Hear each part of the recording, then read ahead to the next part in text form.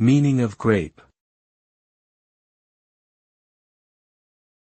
Grape. Grape. Grape.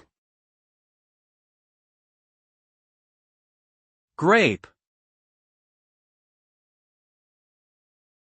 Grape is a fruit that grows in clusters on vines and is commonly used for winemaking, juices, jams and jellies. The fruit comes in many varieties including red, green and purple, and has a sweet and juicy flavor. Grapes contain high levels of antioxidants and other nutrients that may help reduce the risk of certain diseases such as heart disease, cancer and Alzheimer's. In addition to being a popular fruit, grapes are also used in traditional medicine to treat a variety of ailments such as constipation, asthma, and fatigue.